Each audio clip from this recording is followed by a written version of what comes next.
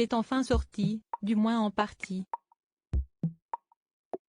Le prince Harry et son épouse Meghan Markle ont dévoilé, ce jeudi 8 décembre, la première partie de leur documentaire événement sur Netflix. Alors que le silence pèse toujours du côté de Buckingham Palace, les réactions ne se sont en revanche pas fait attendre dans la presse britannique. Sur le qui-vive depuis plusieurs jours, nos confrères, dont certains sont justement pointés du doigt par le couple, n'ont pas été tendres avec les Sussex. Certains titres s'interrogent sur l'essence même du projet, suggérant que la décision du couple d'abandonner ses fonctions royales signifiait qu'il souhaitait mener une vie plus privée. L'utilisation par le duc et la duchesse de Sussex d'images personnelles telles que des photographies inédites de leurs deux enfants, Archie et Lilibet, est ainsi dénoncée car cela irait à l'encontre même du mégoï.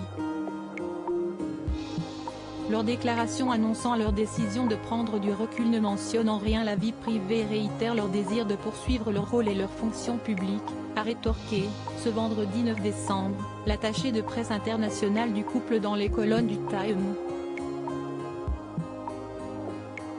Toute suggestion contraire va à l'encontre d'un point essentiel de cette série.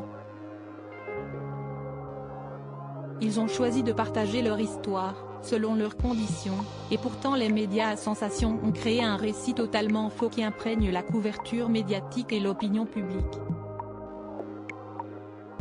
Les faits sont sous leurs yeux, a poursuivi Ashley Hanson. Et l'année 2022 mouvementée de Meghan Markle et Harry en images personnelles, brut et puissant. C'est très personnel, brut et puissant, reconnaît de son côté la réalisatrice du documentaire, Liz Garbus, auprès du New York Times. Selon elle, c'est justement cette immersion dans le quotidien du couple qui permet aux téléspectateurs d'appréhender le poids incroyable de leurs décisions ainsi que les ressorts, tenants et aboutissants de cette rupture historique. On ne s'attend pas toujours à ce que des gens de leur niveau de célébrité parlent avec honnêteté et intensité émotionnelle de choses qui les bouleversent ou qui sont complexes dans leur vie, concède le mari de cette dernière, Dan Cogan, également producteur du documentaire, soulignant ainsi la liberté de ton effectivement inédite du couple face à la caméra. Il conclut, ils étaient prêts à le faire, et c'était très rafraîchissant pour nous en tant que conteurs. Article écrit en collaboration avec 6 médias. Crédit photo, Backgrid UK.